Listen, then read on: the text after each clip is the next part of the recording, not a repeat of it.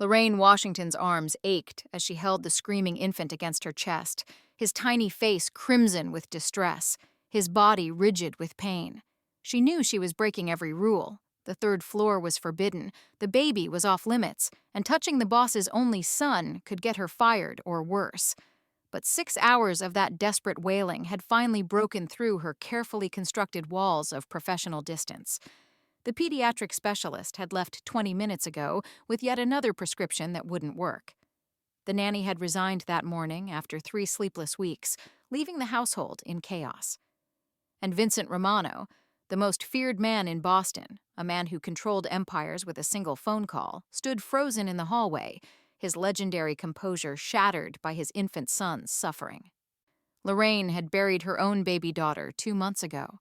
The grief was still an open wound that bled with every breath she took. But her body hadn't forgotten what it was created to do. Her breasts were still heavy with milk that had nowhere to go, a cruel biological reminder of what she'd lost. And now, holding this stranger's child, feeling his desperate hunger radiating through his small body, something inside her simultaneously broke and healed. She was about to make a decision that would change everything. At 32 years old, Lorraine had spent the last 3 weeks working at the Romano mansion, and in that time she'd mastered 3 unspoken rules.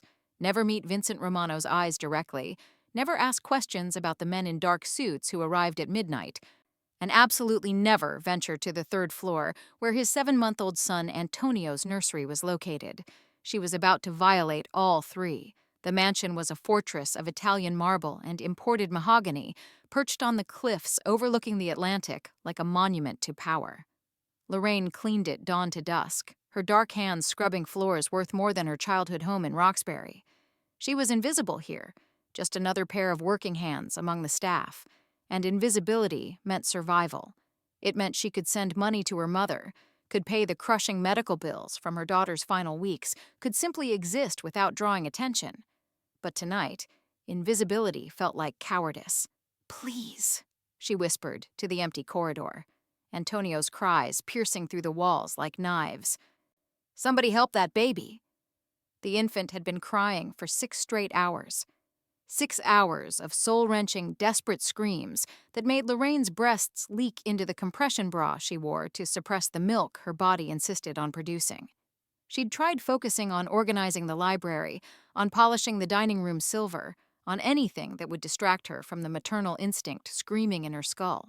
She'd overheard fragments of tense conversations between Vincent Romano and his medical team. The baby was severely allergic to every formula they'd tried, each one resulting in violent rashes, digestive agony, constant pain.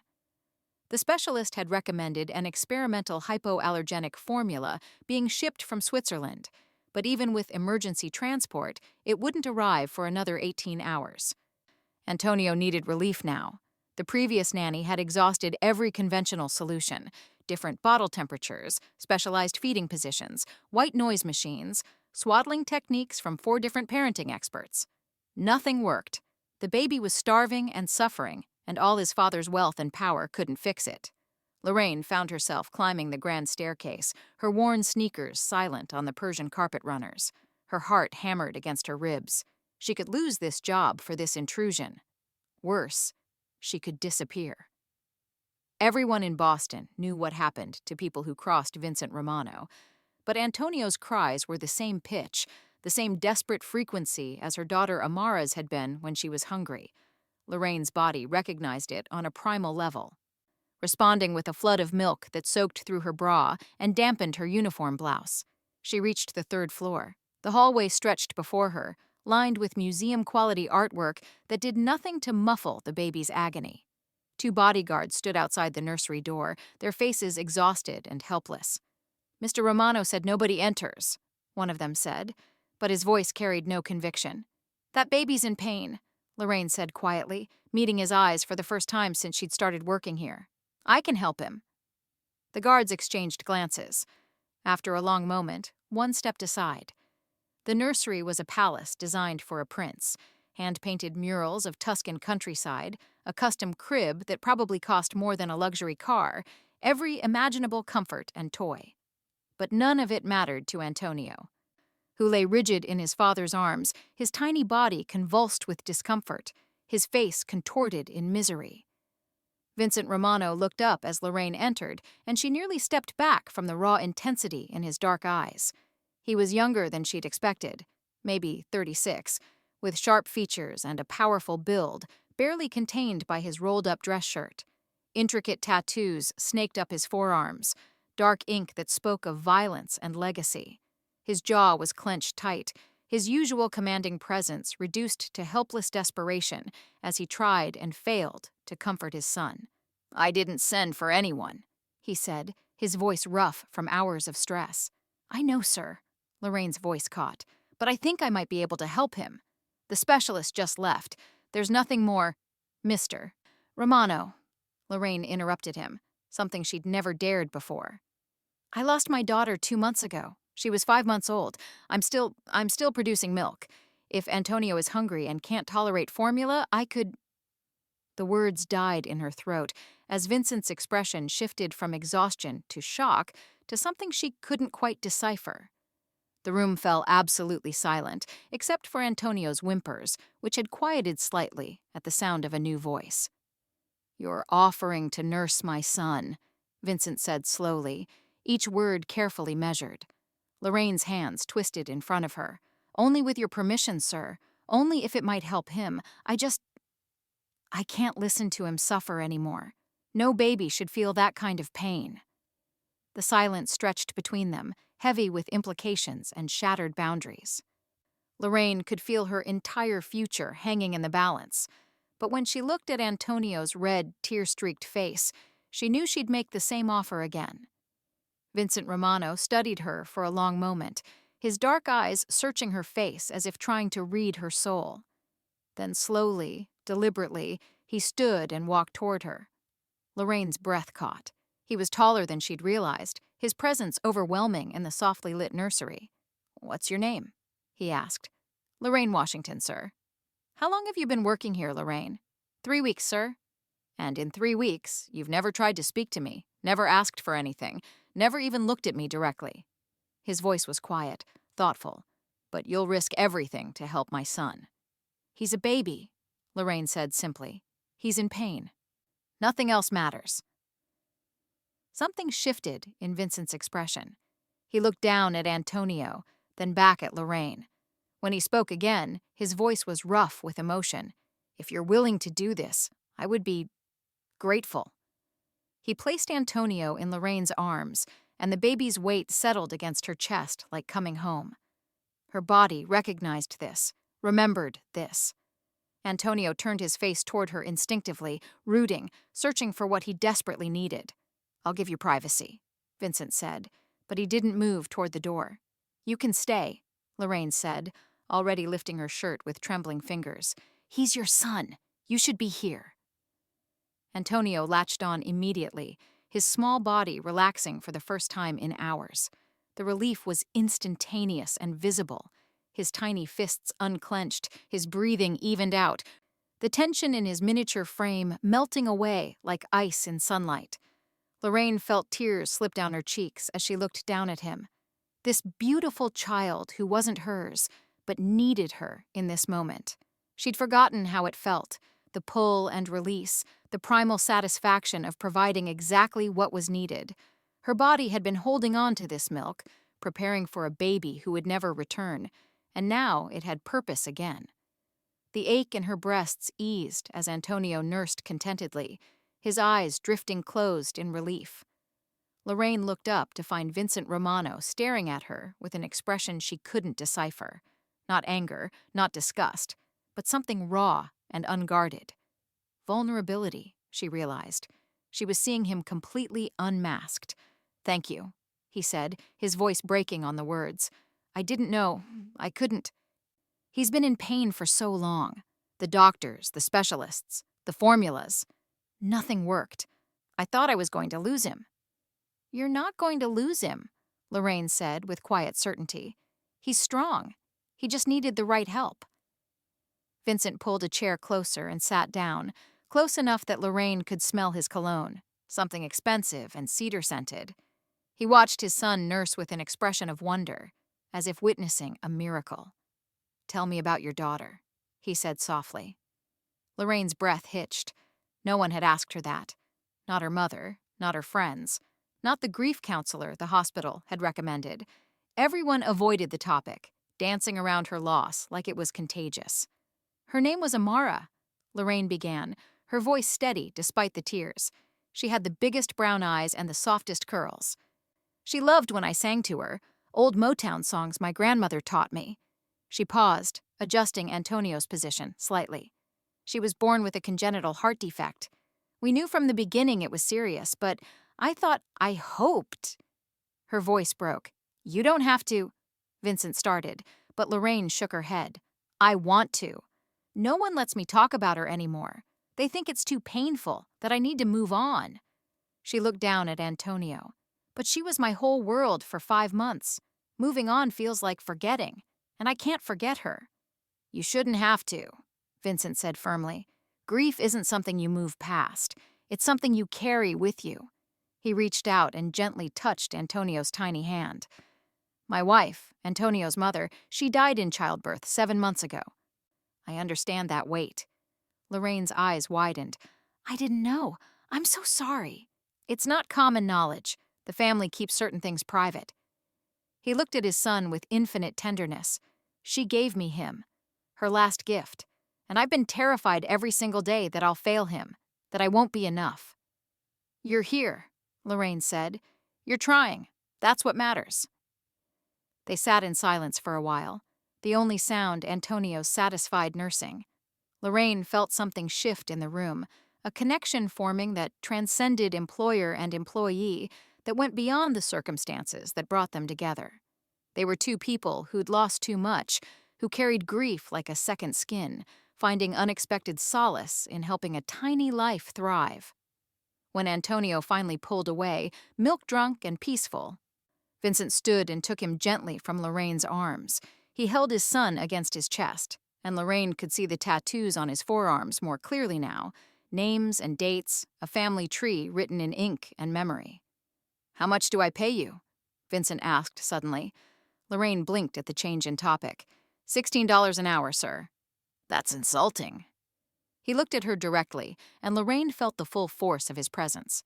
"Starting tomorrow, you're Antonio's nurse, $60 an hour, full benefits, and you'll live in the guest cottage on the property. You'll have your own space, but you'll be close enough to help him when he needs you." "Mr. Romano, I can't—" "Vincent," he corrected. "If you're going to help raise my son, you should use my name." "That's too much," Lorraine protested, even as her heart raced. "I'm just helping." "You're saving his life," Vincent said simply. "That's worth more than I could ever pay you, but I'm going to try." He walked to the door, Antonio sleeping peacefully against his shoulder. Before leaving, he turned back to Lorraine. "There are rules in my world, codes we live by. One of them is loyalty. You showed loyalty tonight to someone who couldn't ask for it, couldn't repay it. That's rare, that's valuable." His dark eyes held hers. "You'll be under my protection now. No one will touch you. No one will harm you. You're part of this family." After he left, Lorraine sat alone in the nursery, her shirt still damp with milk, her mind reeling. She'd come upstairs to help a suffering baby. She was leaving with a new life, a new purpose, and the unsettling realization that Vincent Romano wasn't just a mob boss to her anymore. He was a grieving father who'd just trusted her with his most precious gift. The guest cottage was more beautiful than any place Lorraine had ever called home. One spacious bedroom with an actual closet, a full kitchen with appliances that weren't held together with duct tape, a bathroom with a deep soaking tub, and windows overlooking manicured gardens that stretched toward the ocean. She'd moved in the next afternoon with a single duffel bag containing everything she owned, feeling like she'd stepped through a portal into someone else's life. But it was the rhythm that developed over the following days that truly changed everything. Every 3 hours, day and night, Lorraine made the short walk to the main house to nurse Antonio. Vincent was always there. Whether it was 2 p.m. or 2 a.m., he'd open the door himself, ignoring the confused glances from his security team, and lead her to wherever Antonio needed her. Sometimes it was the nursery, sometimes Vincent's office when he was working late. Once the kitchen at 4 o'clock in the morning when Antonio had woken especially distressed. Vincent never left during feedings. He stayed, watched, and gradually they began to talk. Lorraine learned that he'd inherited his position at 26 when his father was assassinated, that he despised violence but excelled at it when necessary, that he'd wanted to be a marine biologist before fate decided otherwise, that he played violin when he couldn't sleep, old Italian compositions his grandmother had taught him. Vincent learned that Lorraine had a degree in early childhood education, but couldn't afford to use it because teaching salaries barely covered her mother's diabetes medication. That she'd sung in gospel choirs since she was 5, that she was terrified of deep water but wouldn't admit it, that she'd never left Massachusetts, had never seen mountains, had never been on a train. "Why education?" Vincent asked one night as Lorraine burped Antonio after a feeding. It was past midnight, the mansion quiet around them. "Because children deserve advocates," Lorraine said simply, "especially kids from neighborhoods like mine, brilliant, creative kids who never get the chance to shine because the schools are underfunded, the teachers are overwhelmed, and society's already decided they won't amount to anything. You sound angry." "I am angry." Lorraine met his eyes. "I'm angry that my daughter died because we had to choose between rent and better insurance. I'm angry that I have a degree collecting dust. I'm angry that—" She stopped, shaking her head. "Sorry, you don't need to hear this." "I want to hear it," Vincent said intently. "You're always so composed, so controlled. I want to know what's underneath." "Rage," Lorraine admitted. "Grief and rage and exhaustion. I'm tired of the world being split between people who have everything and people who have nothing. I'm tired of watching good people work 3 jobs and still barely survive. I'm tired of—" Her voice broke.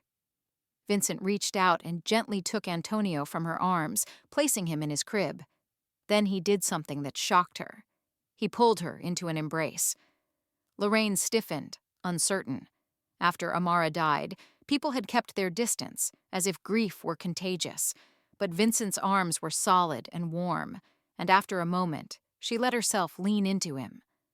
"You're allowed to be angry," he said quietly. "You're allowed to be exhausted. You don't have to be strong every moment." Lorraine's tears came then, hot and overwhelming. She cried for Amara, for the life she'd lost, for the crushing unfairness of everything. And Vincent held her through it, one hand gently rubbing her back, not offering empty platitudes, just being present. When she finally pulled away, embarrassed, Vincent handed her tissues and water that appeared from nowhere. "Better?" he asked.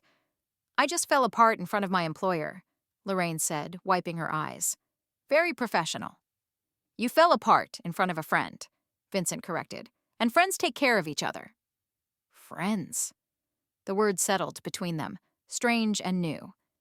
Lorraine looked up at him, really looked, and saw past the mob boss reputation to the man underneath. A man who woke at 2 a.m. for his son, who remembered she preferred tea to coffee, who was trying desperately to be both mother and father to a baby who would never know the woman who died, bringing him into the world. "Thank you," Lorraine said softly. "For what?" "For seeing me, not just as help, but as a person." Vincent smiled, a real smile that transformed his usually serious face. "Hard not to see you, Lorraine. You're pretty unforgettable." The moment stretched between them, charged with something neither was ready to name. Then Antonio made a small sound in his sleep, and the spell broke. Vincent cleared his throat, stepping back. "It's late. You should rest." "Yeah," Lorraine agreed, but neither moved. Finally, Vincent walked her to the door. As she was leaving, he called her name. She turned back. "Tomorrow's Sunday," he said.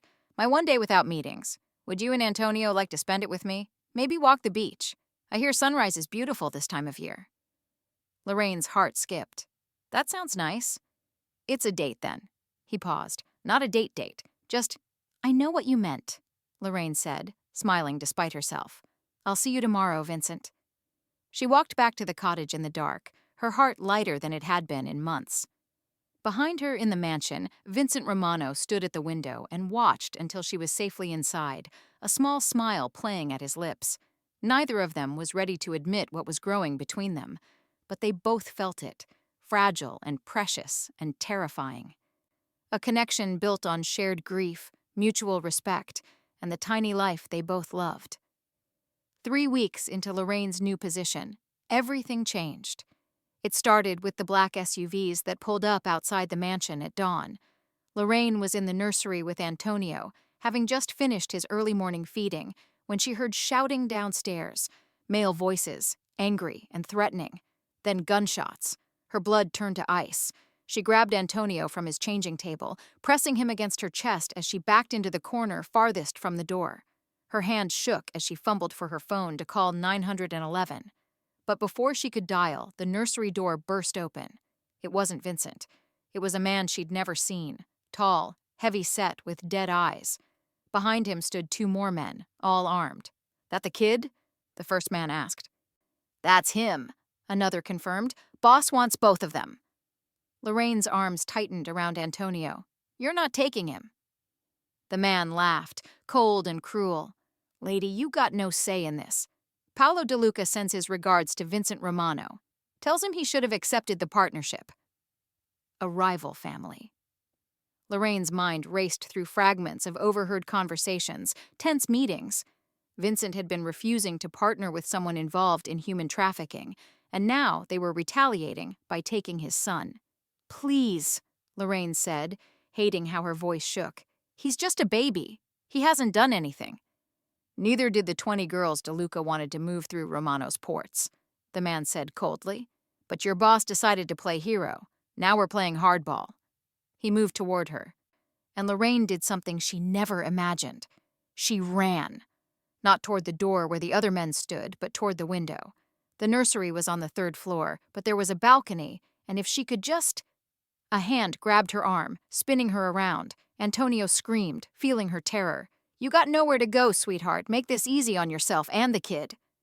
Then the door slammed open with enough force to crack the frame, and Vincent Romano entered like an avenging angel.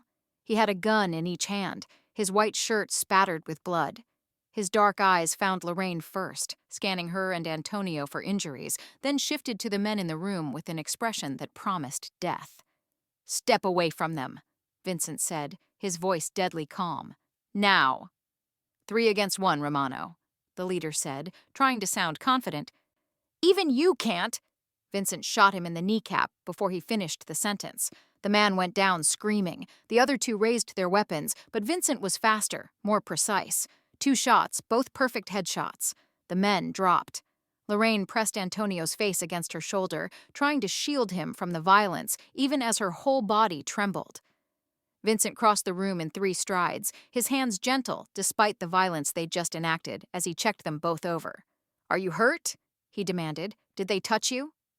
"We're fine," Lorraine managed, though tears were streaming down her face. "Vincent, they said DeLuca." "I know." Vincent's jaw was tight. "Marco!" he shouted toward the hallway. His second-in-command appeared immediately. "Get Lorraine and Antonio to the safe room. Full lockdown protocol. Boss, you need medical." "I said now." Vincent's voice brooked no argument. He looked at Lorraine, and his expression softened fractionally. "Go with Marco. You'll be safe there, I promise." "But you're bleeding." "I've had worse." He touched her cheek gently. "Keep him safe, Lorraine. That's all I need you to do." Marco led them through a hidden panel in the nursery wall that Lorraine had never noticed, down a narrow staircase to a reinforced room in the basement that looked like something from a spy thriller. Thick walls, surveillance monitors, supplies for days. He showed her how to lock it from inside, gave her a weapon she had no idea how to use, and told her Vincent would come personally when it was safe. Then she was alone with Antonio in the silence, her heart hammering, her mind replaying those terrible moments upstairs. The blood, the gunshots, the casual way those men had discussed taking a baby as leverage. Antonio was crying, sensing her fear.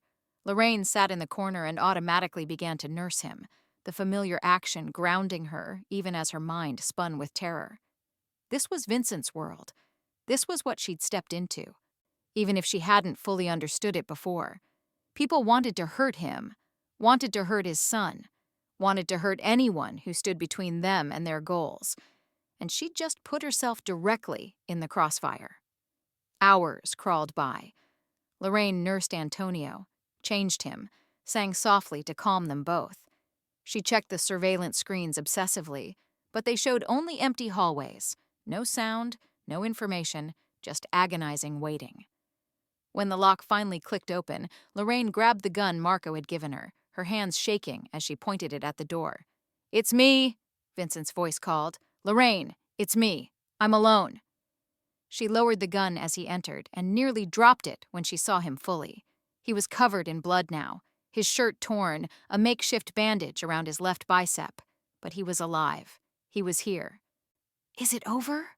Lorraine whispered. "It's over."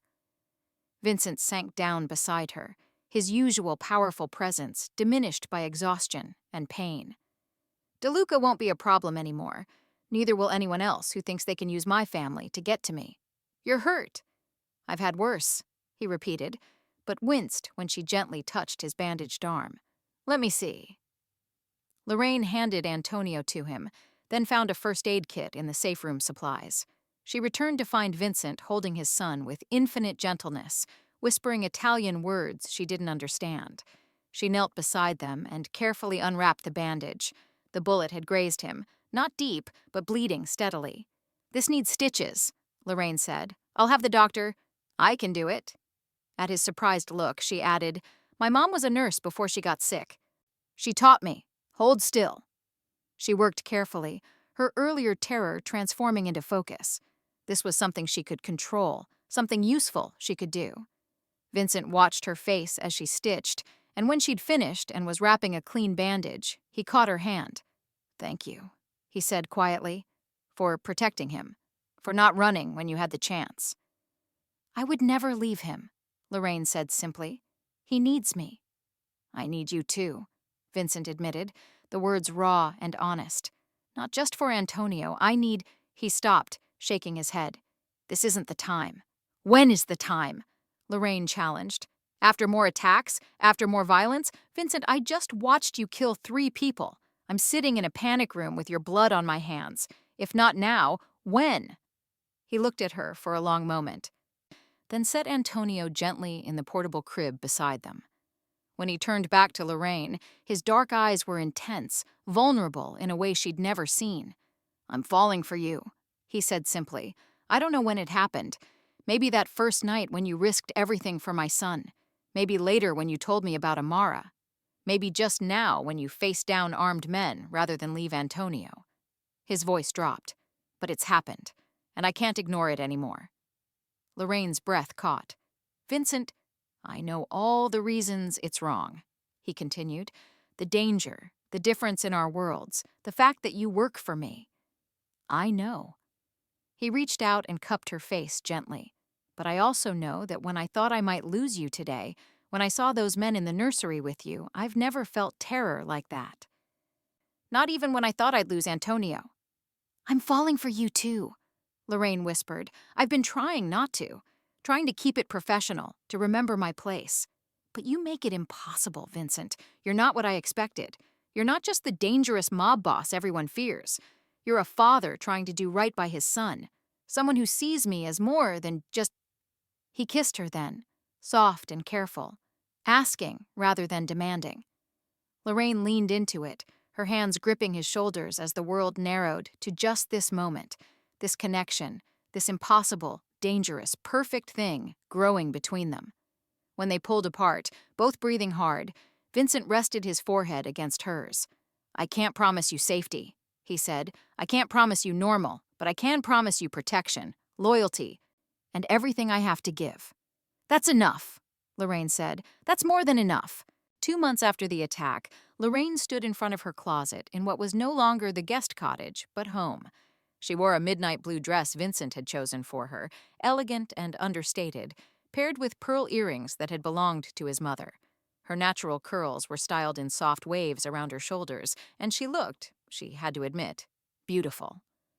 Tonight was the Romano family gathering, the first major event since Vincent's wife had died, and Vincent was introducing Lorraine not as Antonio's nurse, not as an employee, but as his partner.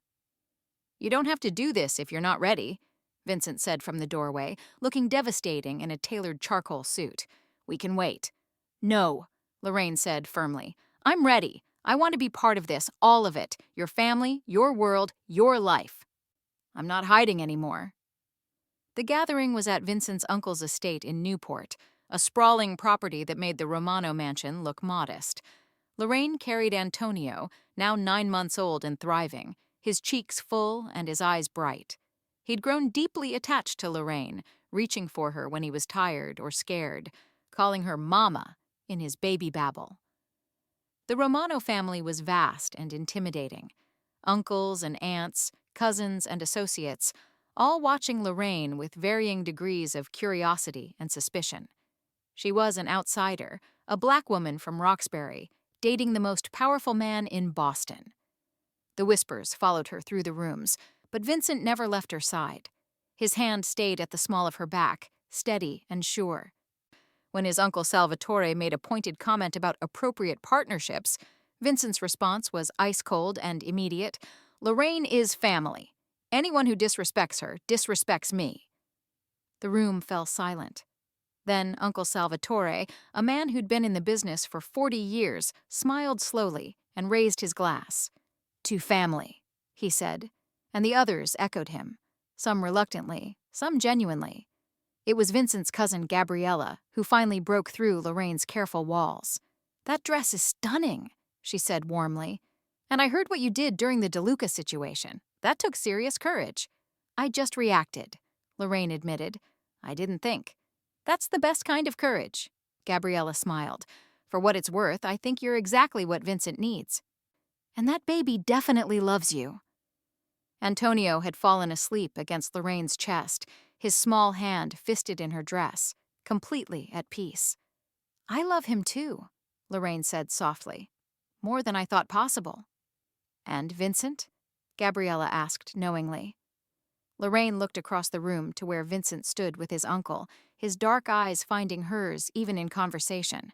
"Him too," she admitted. "Definitely him too." Later that night, after they'd returned home and put Antonio to bed, Vincent found Lorraine on the terrace overlooking the ocean. The Atlantic stretched before them, dark and vast, the Boston skyline glittering in the distance. "You survived your first Romano family gathering," Vincent said, wrapping his arms around her from behind. "How do you feel?" "Exhausted," Lorraine admitted, leaning back against his chest. "But good. Like I belong, maybe. You do belong." Vincent turned her to face him, his expression serious. "Lorraine, I need to ask you something." Her heart skipped. "Okay. When I met you, I was drowning. Antonio was sick. I was failing as a father. I couldn't see a way forward." He paused, choosing his words carefully. "You saved us both. You gave Antonio health and me hope. You showed me I could be more than what this life made me. That I could be a good father, a good man, because you see the good in me even when I don't see it myself. Vincent, let me finish." He pulled a small velvet box from his pocket, and Lorraine's breath stopped. "I know this is fast. I know we come from different worlds. I know there are 1,000 reasons you should say no. But I also know I want to spend every day for the rest of my life with you. I want to wake up next to you and fall asleep holding you. I want to raise Antonio together and maybe, if you want, give him siblings." He opened the box, revealing a ring that caught the moonlight. A deep sapphire, surrounded by diamonds. "This was my grandmother's. She was the strongest woman I ever knew until I met you. She would have loved you." His voice was steady, certain. "Lorraine Washington, will you marry me? Will you be my partner, my wife, Antonio's mother, in every way that matters?" Tears streamed down Lorraine's face. "You're sure about me? About this?" "I've never been more sure of anything," Vincent said. "Will you marry me?" "Yes," Lorraine breathed. "Yes, absolutely yes." They married 6 weeks later in a small ceremony by the ocean, with Antonio as the ring bearer and Lorraine 4 months pregnant with their daughter. It was perfect, intimate and real, focused on them and their chosen family rather than the elaborate society wedding Vincent's aunts had pushed for. Lorraine wore cream silk that draped over her growing belly, her natural curls crowned with small white flowers. Vincent couldn't take his eyes off her as she walked toward him barefoot in the sand, carrying a bouquet of wildflowers Antonio had helped pick. "You're beautiful," he whispered when she reached him. "You're not so bad yourself," she whispered back, smiling through happy tears. Antonio stood between them during the ceremony, holding both their hands, his little face serious as if he understood the importance of the moment. When the officiant pronounced them husband and wife, Vincent kissed Lorraine deeply, while Antonio clapped and shouted, "Mama! Papa!" The reception was small, just close family and the security team who'd become like brothers to Vincent. Uncle Salvatore gave a toast that made everyone laugh and cry. Gabriella caught the bouquet and winked at Lorraine. And as the sun set over the Atlantic, Vincent and Lorraine danced on the beach while Antonio played in the sand nearby. "Happy?" Vincent asked, holding her close. "Happier than I ever thought possible," Lorraine admitted. "6 months ago, I was just trying to survive. Now I have everything." "We have everything," Vincent corrected, his hand resting on her belly where their daughter grew. "You, me, Antonio, and soon Isabella. Our family." That night, in their hotel suite with Antonio sleeping peacefully in the next room, Vincent made love to his wife with a gentleness that made her cry. And Lorraine realized that sometimes the darkest moments lead to the brightest futures. That sometimes when you think you're just surviving, you're actually finding your way home. 3 months later, Isabella Romano was born at 3:17 a.m., weighing 7 pounds and 2 ounces, with her mother's eyes and her father's dark hair. Lorraine held her daughter and wept, tears of joy this time, not grief. Antonio, now 13 months old, was brought in to meet his sister and very seriously kissed her forehead. "Baby," he declared, "my baby." "Our baby," Lorraine corrected gently. "You're a big brother now." Vincent sat on the hospital bed beside them, one arm around Lorraine, one hand gently touching Isabella's tiny fingers. His family, complete and whole, and more than he'd ever dared hope for. "Thank you," he whispered to Lorraine. "For what?" "For saving me, for loving Antonio, for giving me Isabella, for being brave enough to walk into that nursery 6 months ago and change everything." "We saved each other," Lorraine said, the same words she'd told him before. "That's how the best love stories work." The nursery was different now, painted soft yellow instead of the original blue, with 2 cribs instead of 1. Antonio, now 2.5 years old, played in the corner with his wooden blocks, chattering to himself in a mix of English and Italian that made Lorraine's heart swell every time she heard it. In the second crib, Isabella slept peacefully, her tiny fist curled near her face, her dark lashes resting against rosy cheeks. At 8 months old, she was the image of her mother, warm brown skin, bright, curious eyes, and a smile that could melt anyone's heart. Lorraine sat in the rocking chair, nursing Isabella in the quiet afternoon light streaming through the windows. This time was different from nursing Antonio. Isabella was hers by blood and birth, the daughter she'd thought she'd never have after losing Amara. But Antonio was just as much hers, just as much her son, even without biology to bind them. The door opened quietly, and Vincent entered, having learned long ago how to move silently when babies were involved. He kissed Lorraine's forehead, then Isabella's, before crossing to Antonio and scooping him up, making the toddler giggle. "Mama!" Antonio said, reaching for Lorraine even in his father's arms.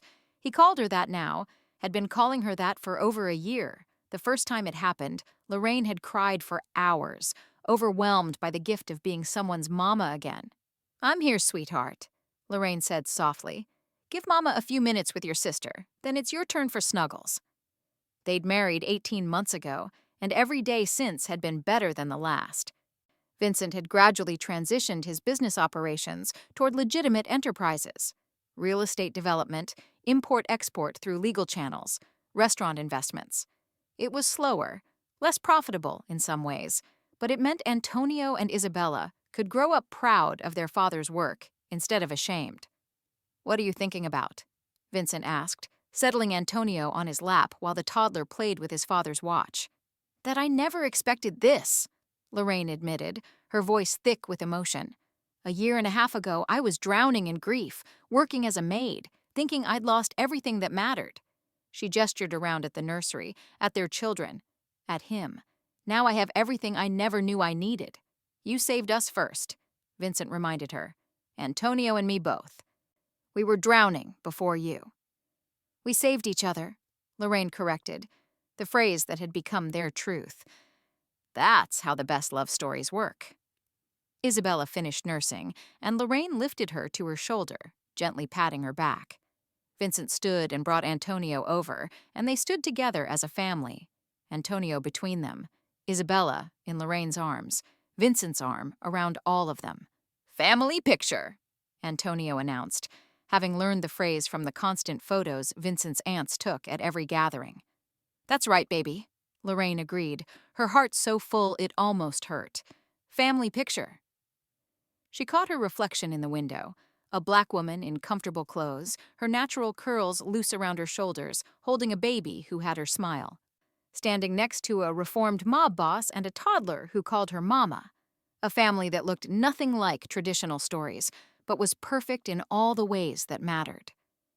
Lorraine thought back to that desperate night when she'd climbed the forbidden stairs, driven by a crying baby's need and her own body's insistent pull.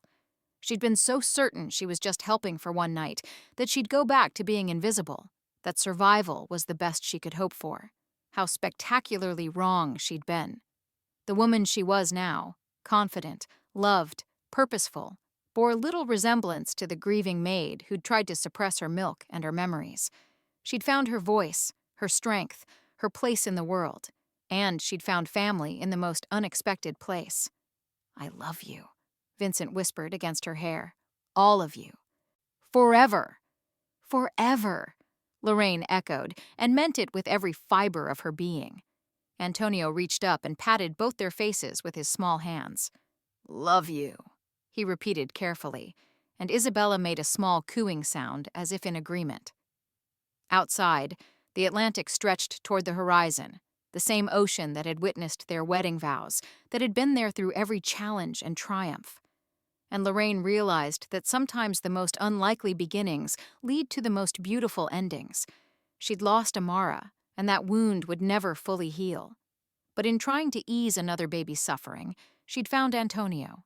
In offering her body's gift, she'd found Vincent's heart.